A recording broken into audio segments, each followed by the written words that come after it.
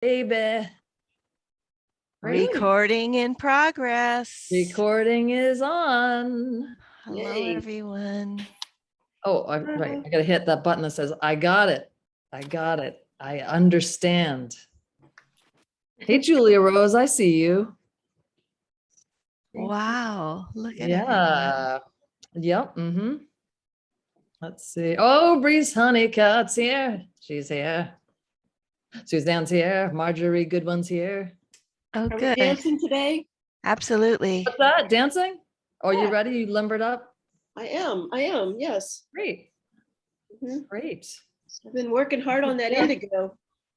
I see Kip Indigo over is there, hard and work. Kip's been, blowing us off a little bit, but She's haven't back. seen Kip. Every single morning I send everybody a reminder email, and I literally, not kidding, look at everybody's names as I go down, and I thank you all for joining us. So I see who's going to be here. I see all your beautiful names, you beautiful people. Wow. Wowza. Yeah. Wow. Good Yeah. morning. All right.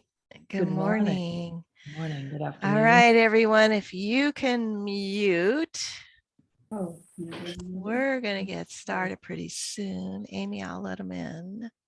Oh, did you want me to Start the You, sing along. you ready for the sing along, Kathy? Let's see. We are recording. It's a dance Um, along. It's a dance along. It's not Right, just it's the dance collective, the choir. The dance collective. Actually, yeah. This was actually a big joke. This is actually a dance show. It's not anything about natural dying. Yeah, Okay. no, Okay?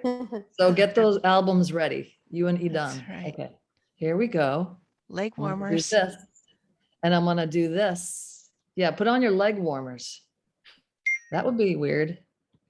Well, it's the end of the week. No way been. Well, now it's Feedback Friday, so come on in. I'll sit down and stare at your screen. We got a presenter that you never seen. We're Feedback Friday. We're on the loose. We'll be the train. You be the caboose. It's Feedback Friday with Kathy and Amy. Mashed potatoes and the gravy. It's Feedback Friday all day long. Feedback, feedback, Feedback Friday. Well, good morning, everyone. Hello, and welcome to Feedback Friday. It is Friday. What is the day? September 17th. Yes. And today is episode 70. 70. Wow. 70. We have hit 70 episodes. Oh my goodness. Wow. We're feeling it, but it's still a lot of fun. This is our weekly show where we speak with dyers, artists, scientists, writers, activists, growers, anyone, historians, anybody who's interested in natural dyes and color. And I'm Kathy Hattori alongside Amy Dufault, who is our Sustainability and Communications Director. And we are so happy to bring you Feedback Friday. Today, we have a really great guest. We have Irit Dulman. Irit is joining us from Tel Aviv. And I mean, she's really well known. So many of you have even taken classes from her or experienced these amazing techniques and artistry that she has to offer. She is a specialist in eco printing and really kind of trying to figure out ways to draw the essence of the plant and its color onto fabric. And she does an amazing job. So before we start, I just want to say thank you, thank you, thank you, thank you. Talk about gratitude. We are so happy to have been able to provide 70 sessions of Feedback Friday, and without your support, we couldn't have done it. So thanks so much. Just for a little housekeeping, Amy is our moderator on this call. She will be monitoring the chat once we open it up at the end of Irit's presentation. And that will be for questions. And if there's any links or information, she'll be posting it in there. We record this call and we send it around as a video. We post it on the website, typically over the weekend. And so then all those reference links will be there as well. Everyone is going to be muted for the presentation and the chat will be disabled, but that will all be opened up at the end of Irit's presentation. So that's it for my intro. I just want to go ahead and welcome Irit and her partner Idan, and they are going to be showing us her wonderful, beautiful world of eco-printing. Irit, welcome. Thank you so much. Thank you. I'm very happy to be here. I'm a little bit excited and maybe a little bit nervous, but I hope it will be okay. So I prepared a presentation and I will start to share my screen. Oh, sorry. Okay.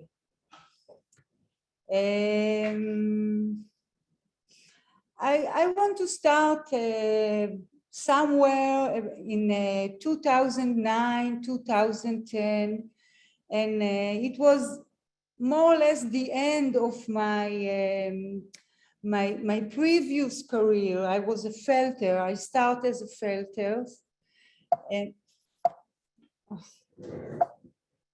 sorry. Yes.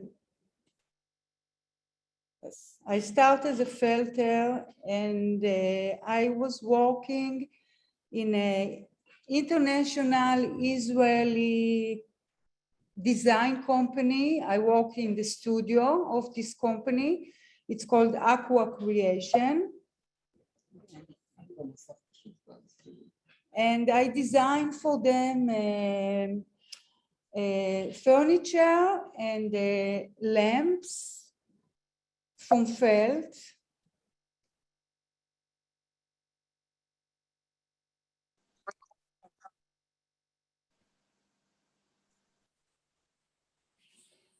And in some point, I established with some. In some point, we have. I went to a workshop in Italy with a Dutch felter, Claudie Jongstra. And Claudie is dyeing her materials for felting. And this is the first time I met natural dyes. And when it was very, not very into depth. It was more about felting. And we just make some experiments. We went to the wood, we find some plants and we dye some wool. We got mostly brown and yellow color, but theoretically they told us about madder and weld and cochineal. And when I came back home, I find myself want to dye instead of felt. And I started to dye from plants that I can find around, but I also make the effort to import dyes like madder or weld or indigo, which was not possible to find in Israel. And I started to dye materials, fibers, wool, silk, linen for felting. And madder and weld. This was my first time to work with this, but you will see later how much these two dyes became very much significant in my work, also in my later work. I prepared these materials and felt with them. No, I want to be make all kind of texture and surfaces in felting, all natural dyes. And then I saw on Facebook some people practicing printing with plants. It was like wow, it's amazing. But my reaction was, I'm not going into it. No way. I have so much that I already want to explore, and I have so many plans. So I will not go into this. And somehow I discovered India flint, and I got to know about eucalyptus. And in Israel, we have a lot of eucalyptus. So I said, okay, I will use eucalyptus to dye materials for felting instead of import madder and dye stuff that I don't have. So this was my first eucalyptus pot, and I dye wool with this eucalyptus and felt with this. This is just a close-up of a piece of fabric I felt with the Icelandic wool, which have all, it's a white wool with the tips. The tips are very black, natural black, and I dyed it with eucalyptus, so make this combination. But even if I decided that I will not get into ecoprint, my curiosity started to work. I couldn't resist, and I start to make a research about eucalyptus in Israel. And I gather many different varieties of eucalyptus, and start to make little bundles on wool, of course, because I was very much connected to wool, to see what I can get from this eucalyptus.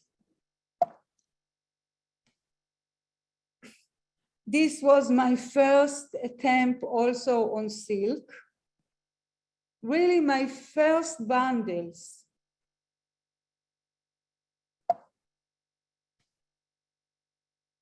Eucalyptus bark. As you see, no barrier, no sophisticated technique, very, very, very simple. Just the fabric and the plant. I try on different kind of surfaces. This is a felt with silk fibers. So to see how the wool gets the print from the eucalyptus and how the silk, and create this kind of surface, a printed surface with different materials.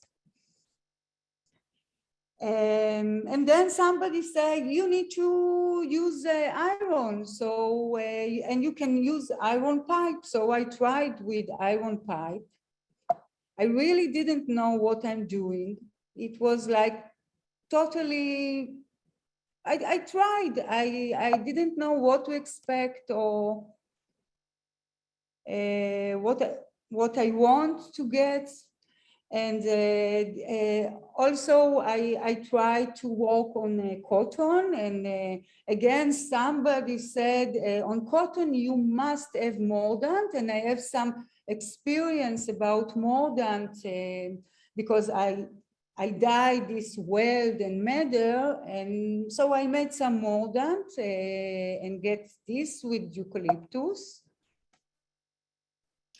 And then I was invited to Italy. It was my first workshop ever outside of Israel, and they asked me to do felt and to print with eucalyptus.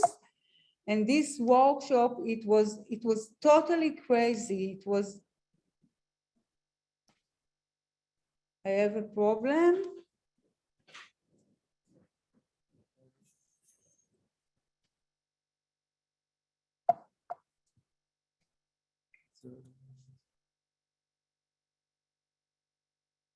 Sorry, we are here. Okay.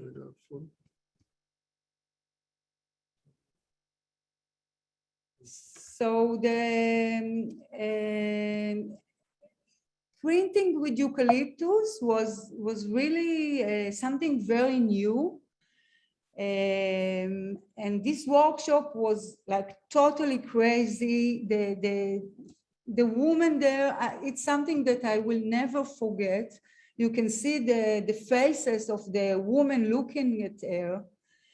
And it was like a big event. It's called Felt Rosa, and there is many workshop going on together in the same big space, and like all the students left the teachers and everyone come to see what we are doing.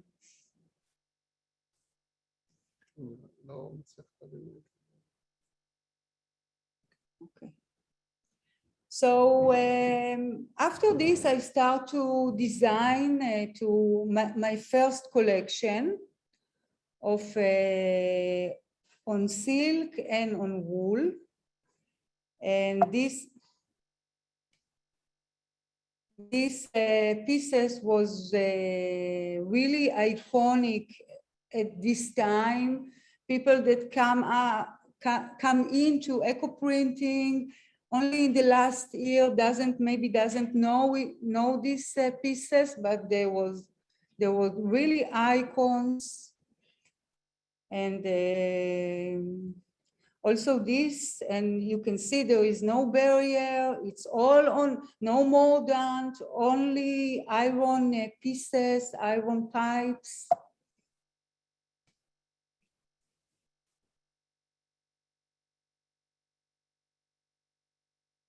This also, and of course, all these images, Idan took the photos. And again, to my felting, that I didn't give up on felting. I try to combine ecoprint and felting, and eucalyptus on wool.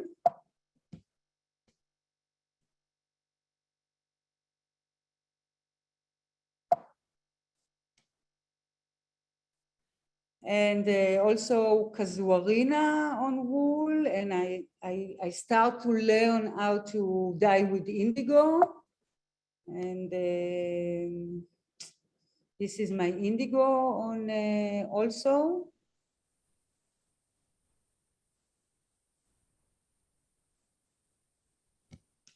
And eucalyptus buds on wool, and this is a beginning of a journey that never ends until today. I love to print eucalyptus buds on wool. I'm really crazy about it.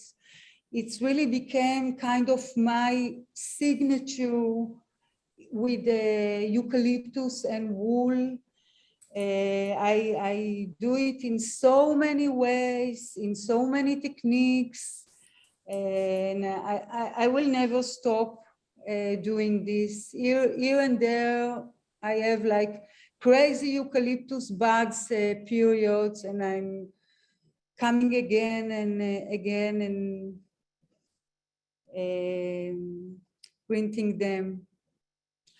I also made use ecoprint just to not to try to make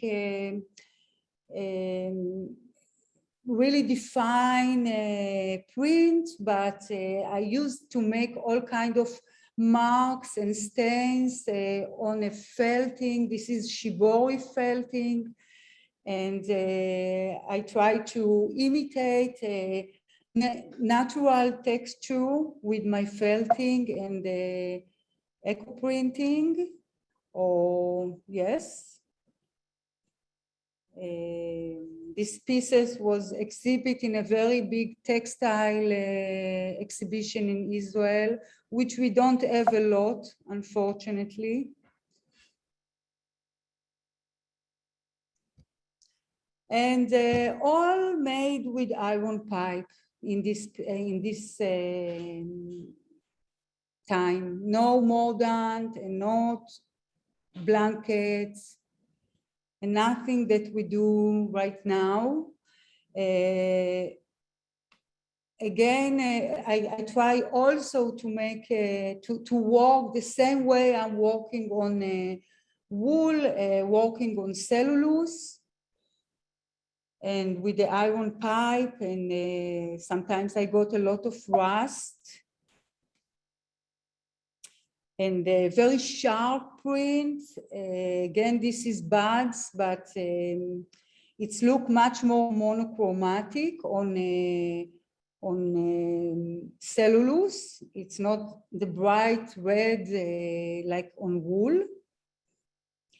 And this was the beginning, the seeds of my monochromatic technique that I just released last year as an online class, but it started actually here.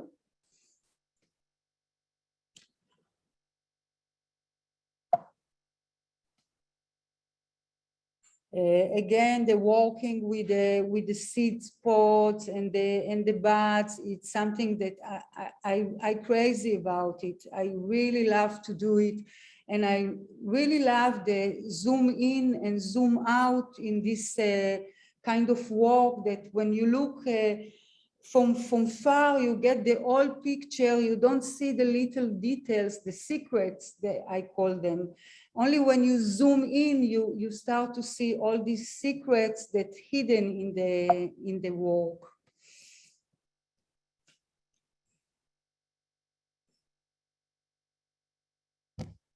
This is from one of my workshop. This is a work of my student, but I really needed to show it because it's so beautiful. I wish it was mine, but it's not. And then I came back to natural dyes, and I tried to combine natural dyes and I try to combine natural dyes and eco print. Maybe today it's look, many people do it, but it was really, it was, nobody did it before.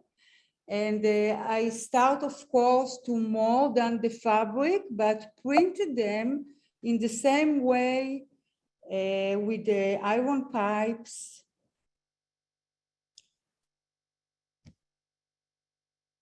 And the weld and madder and indigo.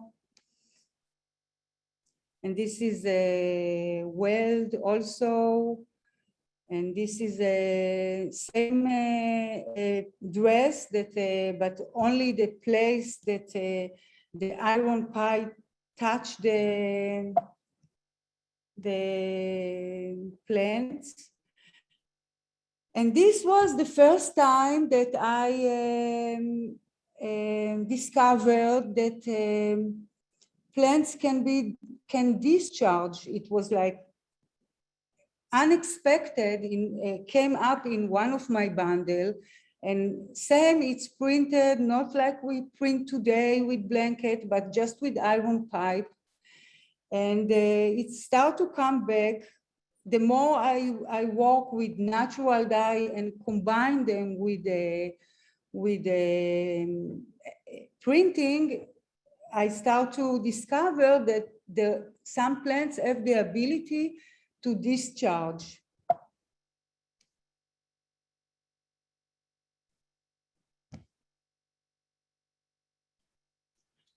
And in this point, I got a visit from a very good friend, Teria Kong. She's also a botanical printing from Hong Kong. And she taught me to work instead of with iron pipe, with what we call today iron blanket. And she discovered it by mistake. And there is a story why she did it, but I don't want to get into it now because it will take me a lot of time. But because of Teria, I started to experiment with the iron blanket. It worked very, very nice with the eucalyptus or with plants that really give strong dye or impression, but there is a problem with the other kind of dyes, because what the iron blanket did, it's kind of draw a contour around the leaves, but the leaves stay a little bit empty. So what I did, I took the iron blanket and combined it with natural dyes, and it started to be more interesting. Also here, still no barrier. If you can see behind the leaves, there are all kinds of marks.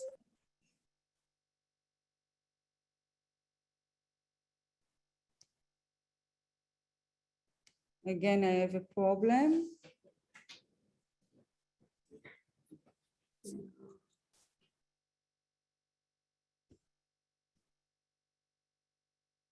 Okay. And here again, the discharge effect, now with iron blankets.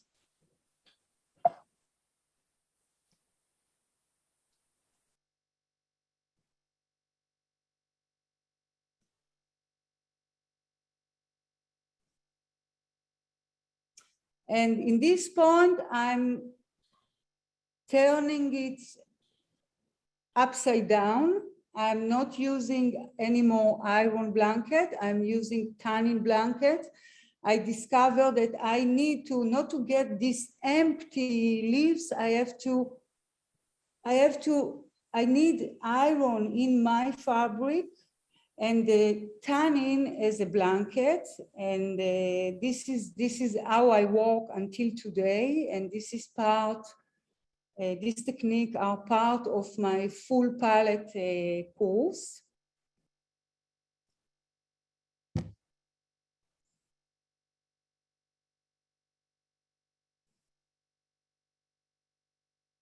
These all pieces, they made as a molden with aluminum and iron, and use tannin blankets.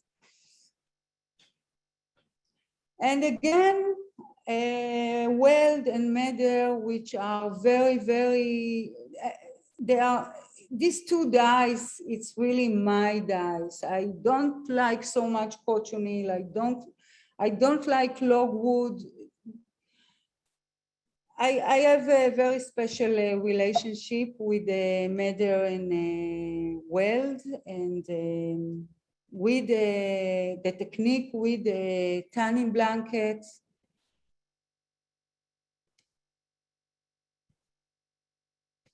Again, I have problem. Okay.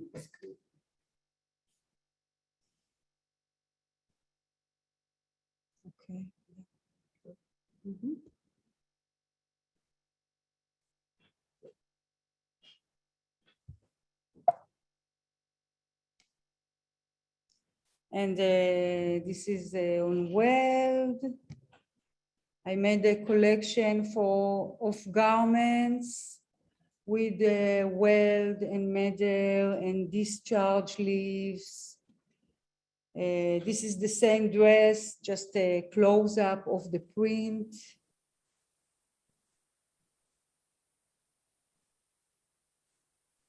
And weld. I really love these two dyes, to work with them.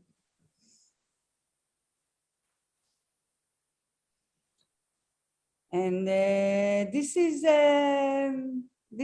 my presentation from the beginning until now. And now we're done. We will open some of our online classes, a few little part of lessons to show you. And yeah, so we're done. It's your turn.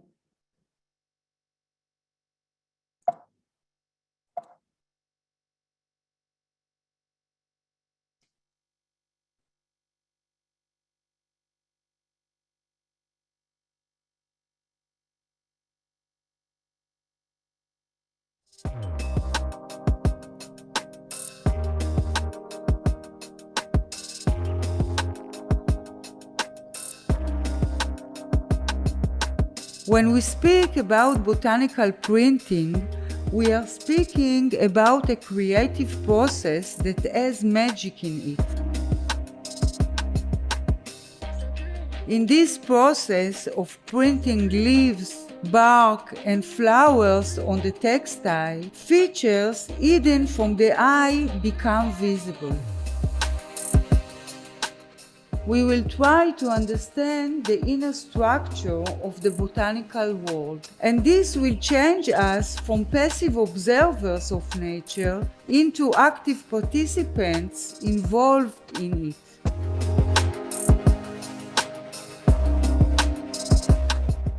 We could use a metaphor and say that each plant has its own special fingerprint, which will be disclosed in different ways on different fabrics and different mordants. I have been traveling and teaching all over the world for many years now, and I have always printed plants from the places I visit. This way, I widened my knowledge of botanics, building a library of plants' fingerprints from all corners of the globe. I am happy to share it with you. Understanding the plants and their unique fingerprints on the textile will allow us to know what to expect from the plant we want to print, and also to combine different plants that give different fingerprints together on the same textile so as to get rich and colorful results. When we speak about the plant's fingerprints, I like to divide the plants into 3 groups and 3 subgroups according to the organic substances they contain, and that will influence the way they print on fabrics. Let's look now at samples of plant fingerprints from different groups and subgroups.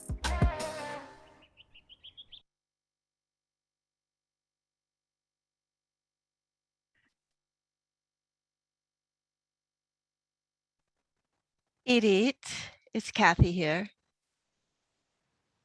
Yes, Kathy? Hello, thank you so much. Is that the end of your presentation, or do you have more? Do we have some more? Okay, please. Okay. Yes, absolutely. The first group is a group of plants that give colorful fingerprints, so we will call it the color group. Here are the fingerprints of Coreopsis flowers, Hibiscus syriacus flowers, walnuts leaves, Spanish needle, another kind of hibiscus flowers, catalpa, Japanese maple, red hibiscus, wild chrysanthemums, bamboo,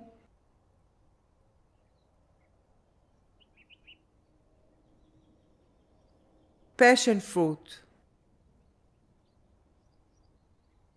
You can see how many wonderful and different colors can be achieved from plants. Isn't that just amazing? We can get blue shades, orange, reds, different greens, different yellows, and more.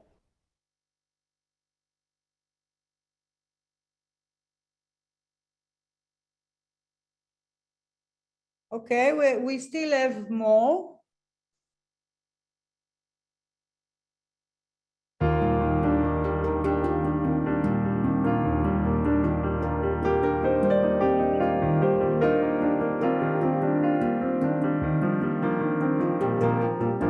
Now that we already have the knowledge about the fingerprints of plants, I would like to teach you how to prepare the fabrics so as to turn them into a proper platform where those fingerprints can be expressed.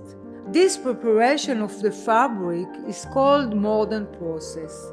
a vital part in the preparation of textiles. We can compare the modern process to preparing the soil for planting or sowing. It will influence the way that the prints appear and will also be vital for fixing them and having good results as regards color fastness. Now I have to move to the next stage, which is fixing the mordant to the fabric. This stage has two steps. The first step is to hang the fabric to dry. Let's go out. It's a beautiful sunny winter day here, and the fabrics will dry quickly.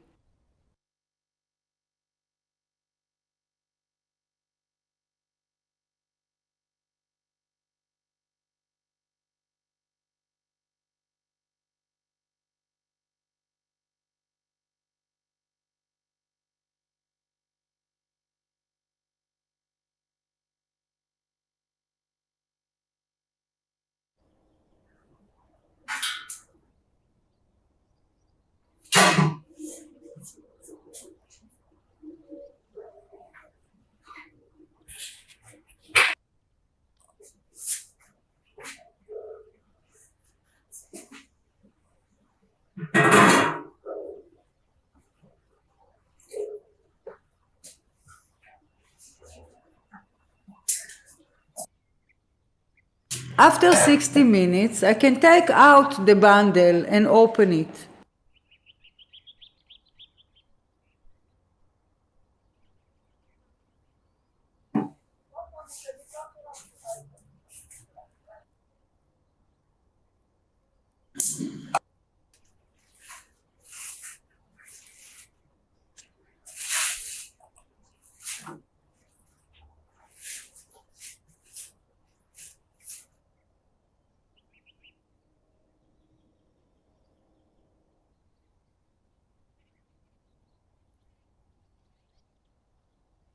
Now I will remove the plants.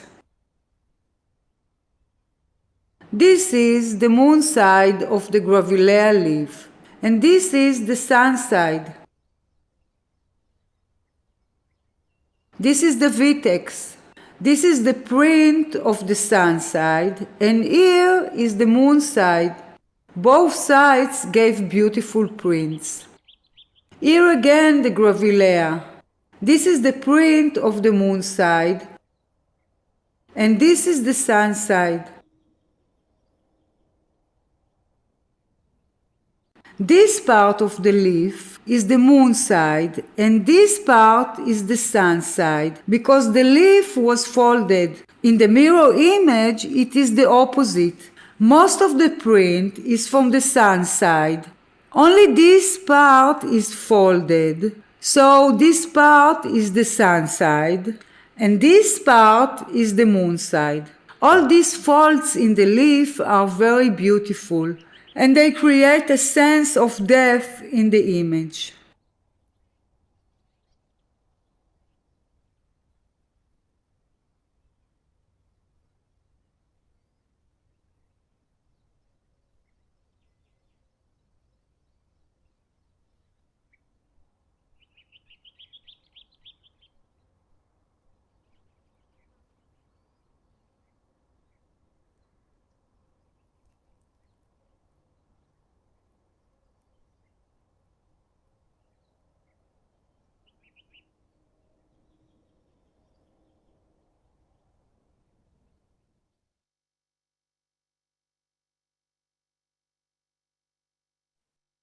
The last video will be from the monochromatic botanical printing online class.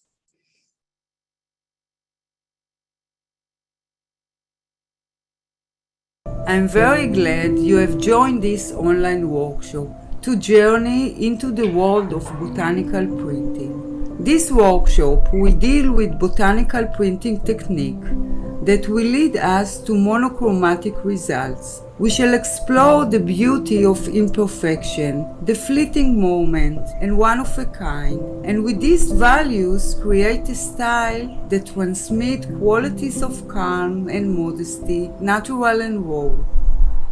We shall work with plant-based fabric, such as linen, cotton, hemp, and viscose, and learn how to print them with tannin-rich plants. Various types of eucalyptus will have a place of honor here, and I shall teach you how to achieve beautiful details from different parts of the eucalyptus, such as its leaves, branches, seed pods, etc. I will teach you how to prepare your fabrics, how to model them in an innovative way, how to create backgrounds in different shades, and how to construct bundles with different folds so you can get mirror image, asymmetrical compositions, and freestyle compositions.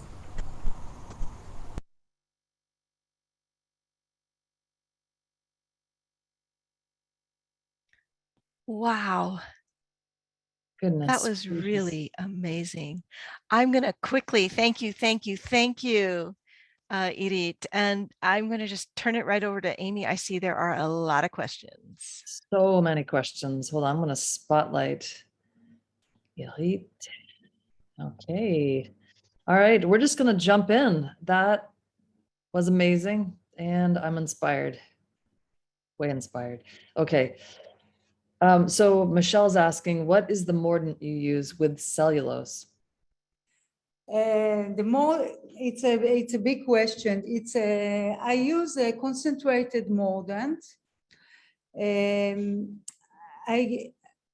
developed it from a recipe of Michel Garcia that he is show how to make mordant, not for mordant the whole fabric, but for printing. So this, when I saw it, I immediately I needed to do something with this. So it took me, I even took chemistry classes to understand some basic chemistry. What is solution? What is the, and I developed a way to mordant, and I'm teaching it in the full palette, and it's really nice, and it's give excellent results. Mm-hmm. Okay, Marjorie's asking, do you dye with matter or weld first and then do the eco printing? With weld, I'm dyeing first the weld and then printing it. With matter, I'm printing first and then dye. Okay. Roberta's asking, what do you mean iron blanket?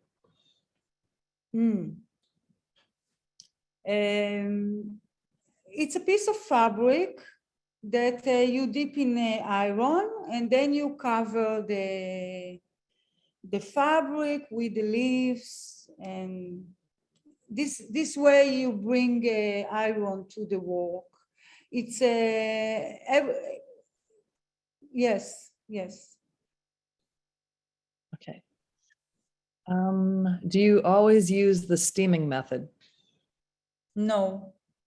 Sometimes I'm like boiling in a dye pot. If not in water, not just in water.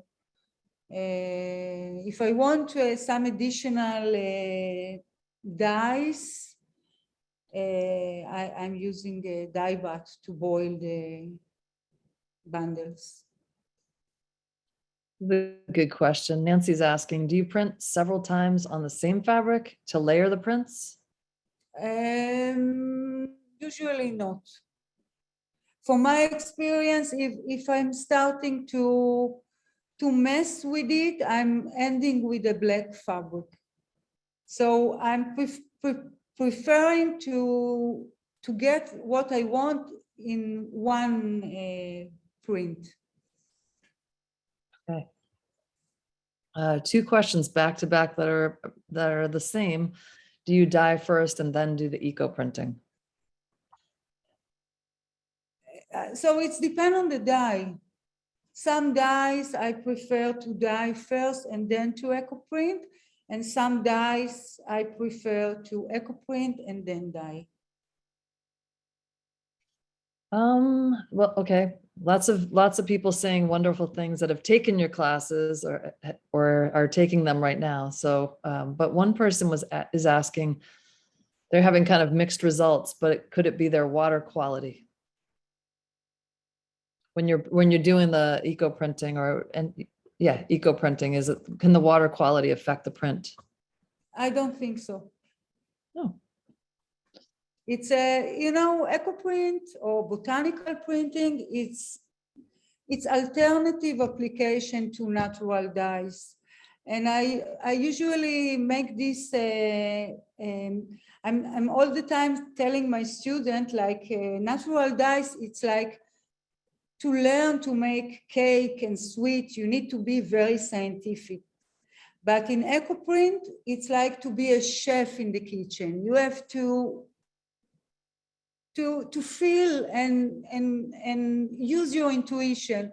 And from my experience, it's not, the water is not really significant or make a significant change.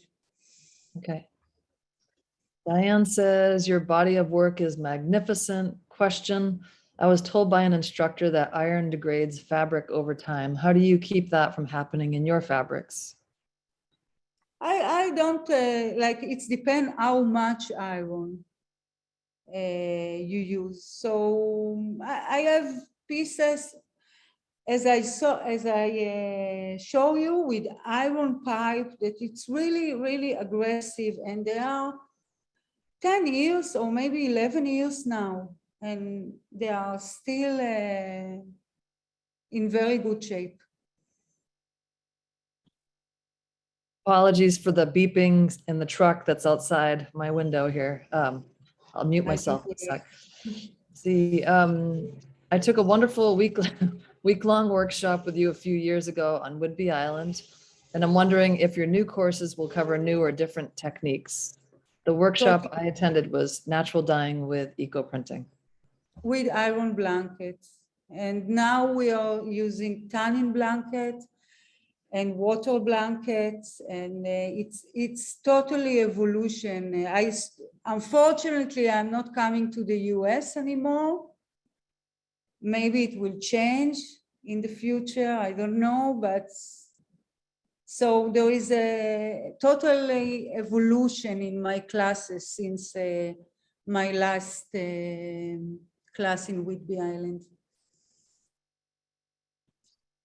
Will you just kind of tell everybody that so you have those two courses that are up right now on your site, but tell about the special that you're going to be, we'll be putting it in to the video recording post, but tell everybody about the discount you're going to be giving too.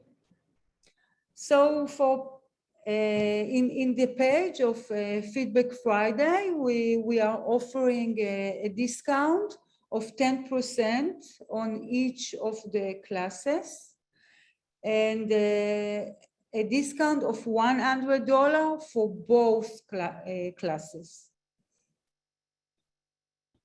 Okay, and I will have that again in the video post. So don't worry, we'll have the links and discounts and more. Okay, Marjorie's asking, do you ever use copper pipes? I'm hardly no. In the beginning, I tried to work with copper, but it's not my thing. Mm-hmm. Is the dark background from the tannin or is it from other blankets? It's from the reaction between iron and in the mordant and tannin in the blanket. Okay. You're doing a great job with all these questions. If you need to take a sip of water or something. Okay. Do you use fresh or dried plant material, and how do you flatten them to roll so nicely? I use fresh. I'm living in a country that winter is not, summer is the problem, not winter. So I have all the time fresh plants. So I don't have any reason to use dry or freeze. How I flatten them, this is also something I covered in depth in the full palette, but I'm using blanket, even a water blanket, wet blanket, so they are it's give weight on the, and also it give a lot of flexibility in the bundles, and give all these three-dimensional parts like branches or all kind of three-dimensional. The blanket help to flatten them and to give a good contact. All right. What fabric was used for the samples of the color group that you showed? It's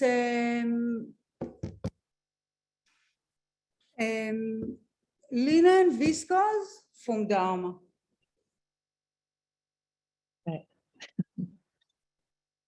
I'm just scrolling through these questions fast. Everybody's just saying really nice things about taking your class and how clear the videos are, because they were a little fuzzy, and they're not fuzzy like that when you see them when you enroll. Let's see.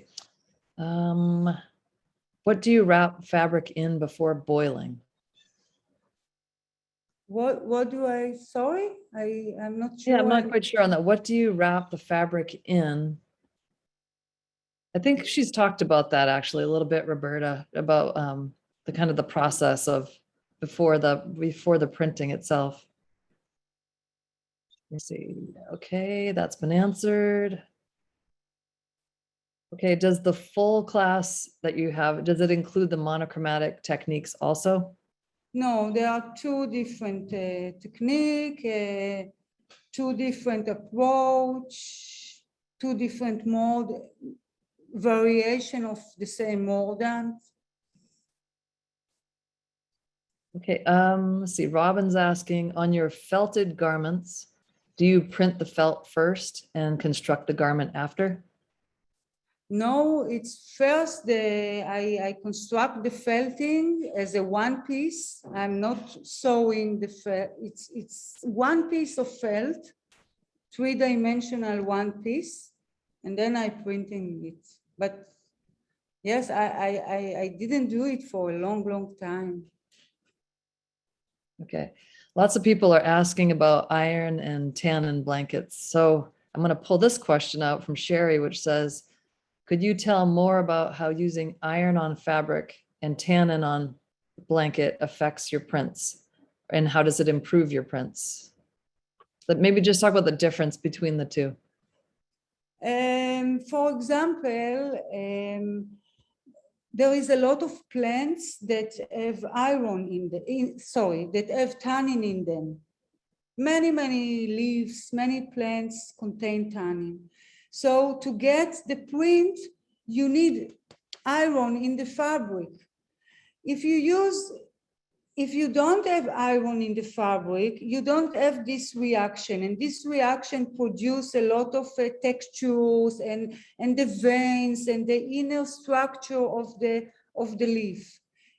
When you use iron blanket, it's kind of, the leaves is preventing this reaction to happen where you put the leaves. So you don't get anything. You don't have the iron reaction in the print. It's iron tannin reaction. I hope all this I'm covering in the classes. So I hope I'm clear now, but I find that iron in the fabric and tannin blanket really cover all possibilities that can achieve from plants in printing when the iron blanket is not. Okay. What's funny in the chat is there's so many people who have taken your classes or are taking your classes, so they're talking to each other in the chat, answering each other. So I'm kind of going through that. But Ann Maver, Ann, you're an amazing artist, side note, is asking, does this work on paper? Yes, I don't work on paper myself. But many of my students just use the same technique on paper. Of course, it needs some adjustment because the material is different, but I see amazing work of my students with paper. Okay. I can't believe people are still trying to come into this right now. It's hilarious. We've had like 380 people show up for this today, Irit. Let's see. We'll do one more question, Kathy, if it's okay, because I think this is it's an interesting one, and we were talking about it. I actually put a little note in the RSVP about this too, about, so what are your favorite tannins to work with? And I know you sent me a list of tannins that were on our site too, that you thought were really great to work with. Yeah, my favorite, it depends. I don't have my favorite. I love them. I just love them all. They give so elegant. So the chestnut and pomegranates. And I saw also on your website some tannins that I never tried, and I really want to try. But Kathy, I think we should send a package. We should send a package of tannins on. See what you can do with all our different tannins. Yeah, and I'll have a list of those too. There's actually a blog post that we have up that's, I want to mess this one up. 10 tannins you can use as a mordant. I think that's what it is. Yeah. Exciting to use those. All right. Well, thank you so much. There's still lots of questions, but again, we'll have a link up so that you could take Irit's classes, and all your questions will probably be answered there, and we'll have a code. Some people are asking, can we get the code even though they have to go leave because their lunch break is over? Yes, you can still get that code. Again, we'll have it in the video post. Irit, thank you so much. That was exceptionally beautiful and so clearly expressed. I thought it's very inspiring, just really wonderful. I am just going to wrap it up with a few announcements, and then we can open up the take everyone off mute and say hello and goodbye, and wrap it up for today. So we have Samantha Verone and Kim Eichler-Messmer workshops that we've published. Samantha is working with rust dyeing, specifically with found objects and incorporating rust into contact printing and bundle dyeing. So that's yet another exploration avenue. And Kim is a quilter, and she does these amazing stitched resist using a machine. So she uses a sewing machine to create resist marks, and she'll be doing a workshop in mid-October, actually October 22nd and 23rd on that. So check those out. Those of you who are interested in just kind of figuring out what color comes from what plant in your local foraging, we have Sasha Durer returning on October 2nd and 3rd. And that workshop closes today at noon. If you were interested, please sign up, because we're sending all the materials out next week. Also, we have a book by Jane Callender. We were hoping to get Jane to join us, but it wasn't possible. But we have her amazing book. She's also an extremely detailed and architecturally beautiful stitched resist with hand stitching on shibori. We have a few copies of her book left, so check that out. And we have the Kala cotton from India that is indigo dyed. That's on sale, and it's been kind of moving quickly. So please, if you're interested in it, time to get some. And then we're going to return on October 1st, because next week, Amy heads to New Mexico to turn 51. Happy birthday, Amy. And to celebrate her 25th wedding anniversary. Congratulations. When we return, we will welcome natural dye entrepreneur and amazing textile designer, Rachel McHenry of Botanica Tinctoria. Some of you are aware that she has a line of beautifully naturally dyed cotton voile fabric, linen fabric. She might also have silk sometimes, as well as lovely, lovely embroidery threads that are both machine spun and hand spun, but all naturally dyed, plus laces, trims, rickrack, all sorts of notions that you could use for trimming any type of garment or creation that you make. So she'll be joining us, and she's been working in the field for many years. She'll talk a little bit about that. Also talk about her view of sustainable textiles in fashion. And so we're really excited. She'll be joining us from Ontario. Yes, Ontario. So super happy to have Rachel. Just such a lovely woman. You guys will really enjoy her. So that's October 1st. And anything else, Amy? There is so much good stuff happening. You Yeah, guys no all better kidding. buckle in for Yeah, the ride. that's We right. have, We're not stopping now. That's we're all I not have to stopping now. say. We might be a skeleton team at Botanical Colors, but we are maximum efficiency, Kathy and I and the team. So yeah, we're going to be launching a very exciting Feedback Friday alumni holiday page. So you can shop all these amazing people, many of whom I know are on here, like Heidi Iverson, I see you, and Samantha Verone. And yeah, there's all kinds of really great things on there. And rumor has it, maybe Sasha Dora might be having a new color wheel that she's launching with us. Ooh. Ooh, Ooh. maybe for those who haven't been catered to yet. That's right. Like parts of the country that we've neglected. It Might could be be your the time. Midwest. It could be the Midwest. It could be. Just Could be. saying. Just All saying. right.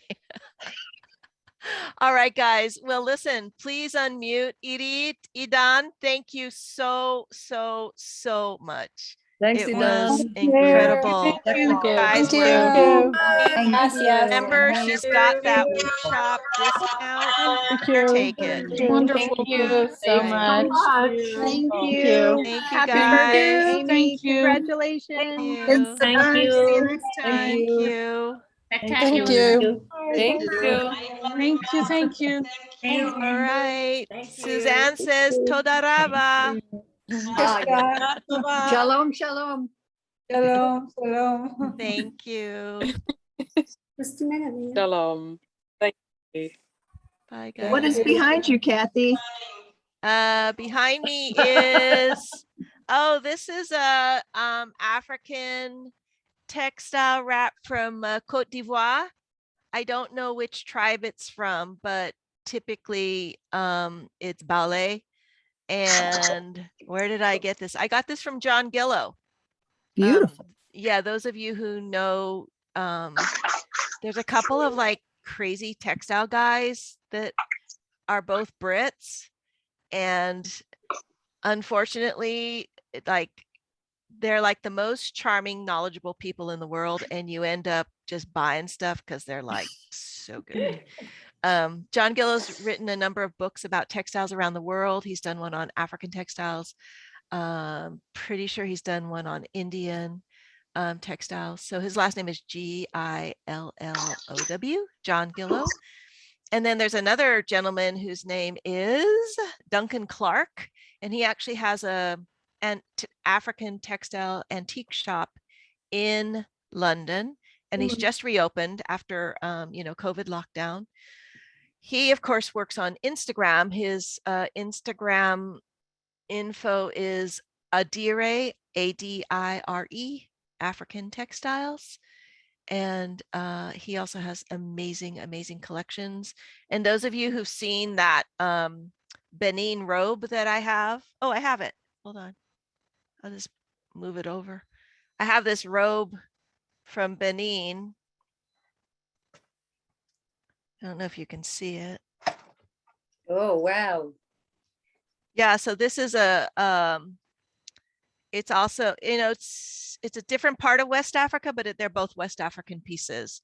And this is really, I was part of the tunic construction workshop with Abu Bakar Fofana.